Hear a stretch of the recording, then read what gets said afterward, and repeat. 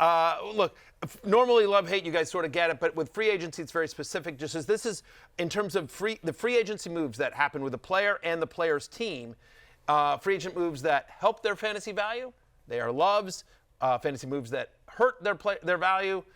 Free agent moves that hurt their value, they are, quote, hate. I'll just give you one quick example is Daniel Jones. Daniel Jones is on the love list and the others receiving votes. It's not saying I love Daniel Jones this year. I don't. But whatever Daniel Jones' value was last year, holding a clipboard on the sideline for the Vikings, it's clearly now, increased. He has more fantasy value this year because he's got a legit shot at starting for the Colts. And so that's just sort of the example specific to this free agency love-hate. Loves are people whose fantasy value went up in free agency. Hates are ones that went down. Yep. Okay. Well explained, Matthew. And in a shocker, minus 600 shot gets up. The first guy on the love list is Jayden Daniels. And we heard from Laremy Tunsil talking about Jayden Daniels. I damn sure can't wait to watch Jayden Daniels. He's a baller, and just from seeing this on TV and watching film, and it seemed like he's a better dude too. And just hearing that from a lot of people just around the locker room, and his teammates from the other show, I know a couple of those guys. Just a good person, a baller, so I can't wait to make my job hella easy.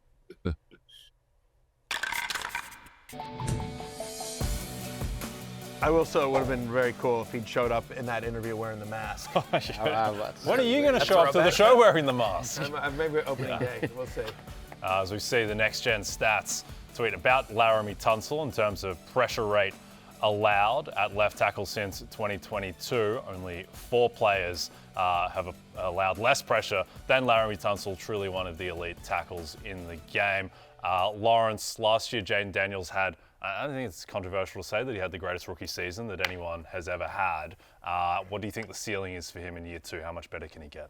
Well, he was quarterback 4 in fantasy points per game in 2024 as a rookie, so his ceiling is quarterback 1, and it wasn't just that he had big spike weeks. He had 8 games over 23 fantasy points. So now you add a Laremy Tunsil, you add a Deebo Samuel. Look, this was a team that we watched them win these games and go deep into the playoffs, but we still looked at the roster and said they could get better at a lot of spots, and that's exactly what they're doing. So as Michael Jordan once said, the ceiling is the roof for Mr. Jayden Daniels. And he's a quarterback last year that he was 35th in average time to throw when you look at the qualifying quarterbacks, which means that he's a guy that likes to hold the ball. Well, now he has more time because he actually has an offensive line that can allow these deeper drops, throw the ball down the field, not just be everything quick game, which is what they tried to design, and it worked. So I think this opens up the offense to a new dimension by having that franchise tackle to keep him upright. Listen, when you give Jayden Daniels time, great things can happen. Yes. Just ask Chicago, right? And so, by the way, and you just mentioned sort of those quick screens. That's the other thing that happened in free agency years. They went out and acquired Deebo Samuel, right? The Commanders ran the second most wide receiver screens in the NFL last season. And whatever you think of Deebo Samuel, I promise you, he's an upgrade over Olamide Zaccheaus and Diami Brown, right? I know some people think, fat Deebo, and he may be washed and everything like that.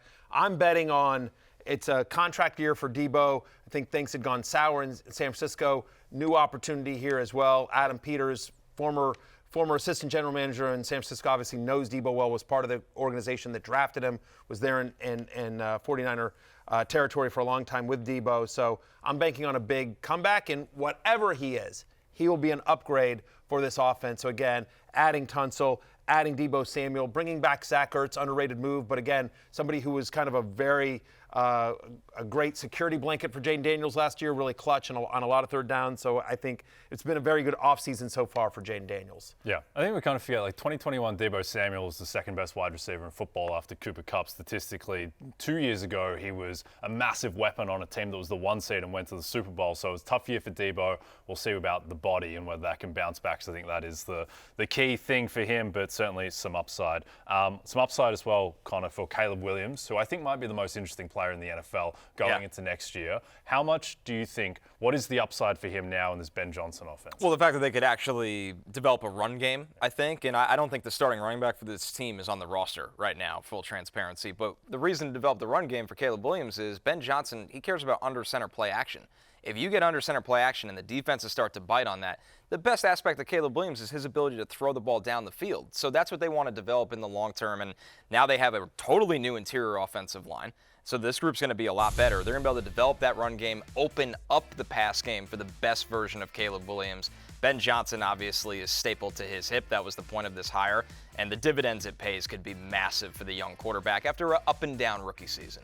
Yeah, you're looking at this offensive line on the screen now. Joe Tooney, we know he could play guard or he could play tackle. Yes. Drew Dahlman, he come from the Falcons, who they had one of the best offensive lines in the NFL. But look, Caleb Williams, he didn't have the team was bad, but he himself didn't have a bad rookie season. It's just that Jayden Daniels was so good that his 20 touchdowns to 6 interception ratio looks horrific when you're not winning the games. This is a guy who was 11 yards shy of running for 500 yards, Caleb Williams. So when you think about that, like, he could be teetering closer to that quarterback 10 to 12 range. Yeah, and by the way, I don't even think it wasn't just Jayden Daniels, right? I mean, like, you know, Bo Nix had a great year. Too, but you know, it's Bo like Nix, and you saw signs of life from Drake May, and just what you saw, Caleb Williams just, you know, made some kind of boneheaded mistakes, but also just made some throws where you're like, oh damn, number one overall like that's the guy why he was. It's worth noting that last year, when not pressured, his passer rating was almost 96. Again, so give him time, and like one of the knocks on Caleb is he held the ball too long, but improving the offensive line in this massive way. And by the way, and also getting Ben Johnson as a play caller and a head coach, you know, I think helps the thing. I thought the most important thing that Ben Johnson said in that opening press conference was like, everything I do is built around this quarterback. Sometimes you see coaches come in and saying, we're running my system. But he literally came in and said, like, I am going to study, I'm going to talk with Caleb. Whatever Caleb likes to do, that's what we're going to do. And the stuff that he doesn't want to do, the stuff that he's not great at, we're not going to do that. And so I think given the creativity of Ben Johnson, the improvement in the offensive line, year 1 to year 2, still has DJ Moore, still has Rome Odunze.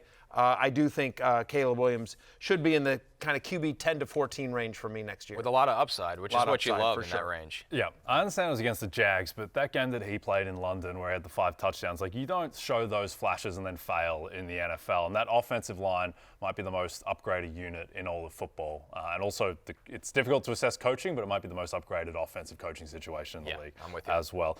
Justin Fields, Connor, your quarterback now. I think the question is, I felt like at times under Arthur Smith that they shackled Fields a little bit. He didn't have those berserk, crazy runs that he was having in Chicago. How much do you think he's going to run the ball in New York? A ton. It's as simple as that. I think that's one of the main reason why they want him in this offense, because his ability to run the ball opens up the ability for Breece Hall to run the football. The Jets were so predictable in the run game last year where teams sold out against Breece and he couldn't do anything. And the line was solid for the most part, but they need more blocking from their tight ends, and they need that ability to kind of threaten with the quarterback run game. And the relationship with Garrett Wilson, where that's built in. Like, you want all the targets to go to Garrett Wilson. Well, they have no other receivers, so you're getting that right now. We'll see after the draft. But for Fields, we know what he could do when he's a starter. He's guaranteed to be the starter. I don't care what anything they say. They're paying him to start this year, and they are going to do designed runs to kind of also counter off the off-script plays. That's a lot of fantasy points for Justin Fields. And I think this is his actual shot. In Pittsburgh, it really wasn't his shot. He kind of had to look over his shoulder, and he played solid, but it wasn't to the point where they could just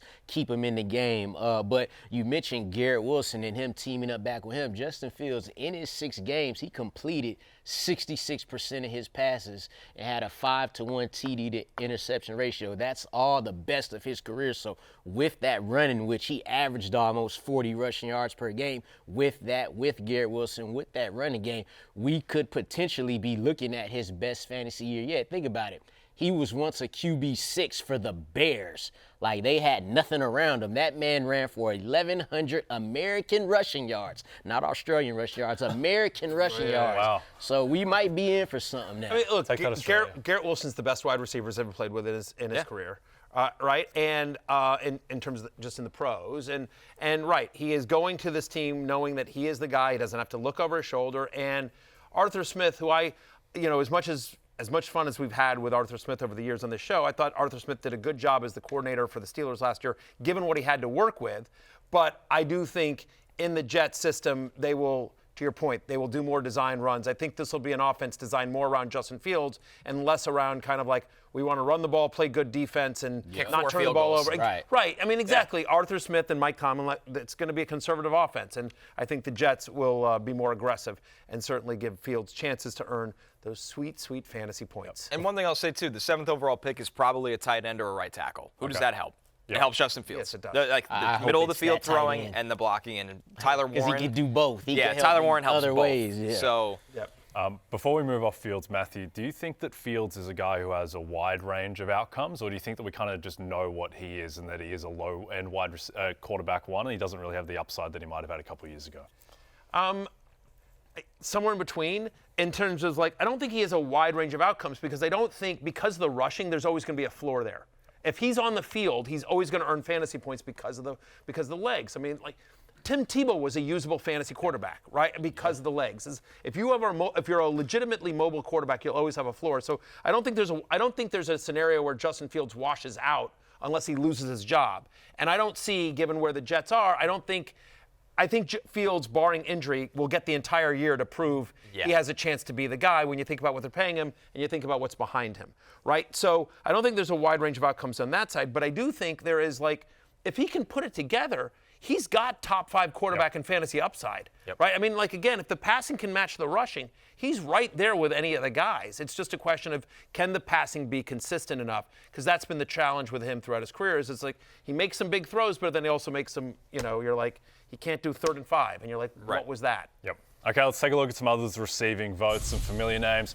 Joe Burrow, who gets back his 2-star wide receivers. Geno Smith. And Mike Gesicki, yes. That was 67% of his passing yards last year with those 3 guys. Indeed. Mike Gesicki, no one celebrates a first down like he does. Geno Smith, now in Vegas. Daniel Jones, potentially the starter in Indianapolis, even if it's not week 1, though it may be. And then Matthew Stafford upgrades to Devontae Adams as his wide receiver 2 alongside Puka Nacua. Yeah, I mean, to me, I think the big one here is Geno Smith going from playing outdoors in Seattle, going to playing indoors in Las Vegas, reunited with Pete Carroll, where he was a QB9 a couple of years ago in 2022 under Pete Carroll, right? He averaged almost 18 fantasy points per game. And Chip Kelly's going to be calling the plays. And so Chip Kelly does 2 things, right? The fast pace of play, which is good, so more offensive snaps for Geno Smith. He also uses the quarterback. So I do think Geno's not Lamar Jackson or Josh Allen, but he does have a little bit of speed, and so could you get 20 to 30 yards out of Geno Smith?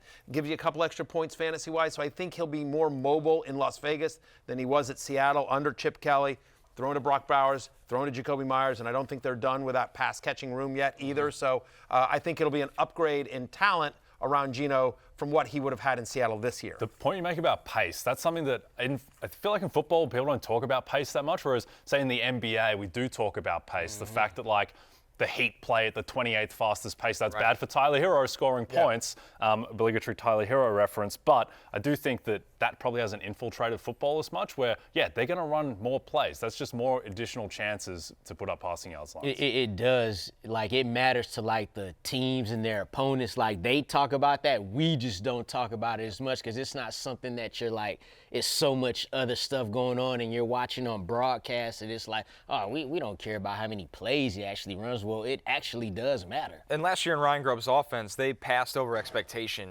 so much. Like, they were always at the top in that category. But the bad that comes with that is Geno threw 15 picks last year, right? That's a high mark for him. Maybe this kind of dials that back in while still playing at a good passing pace. And you got to love the weapon in Brock Bowers. I think they'll add another wide receiver. I think their line is actually underrated across football. So this landing spot, I don't know if it's a drastic improvement, but there is some upside to it. And by the way, this is going to sound dumb, but let's say he gets, 5 over the course of the year, he gets 5 visits with Tom Brady. Like, Brady's going to be involved in that franchise. Like, just that's invaluable when, if he can get an hour with Brady here and there and be like, listen, I noticed you're doing this and think about this, and have you thought about that? Like, so I think this is definitely an upgrade for Geno Smith's fantasy value. I think he's in that mid-tier QB2 range with some QB1 upside in the right matchup. Yep.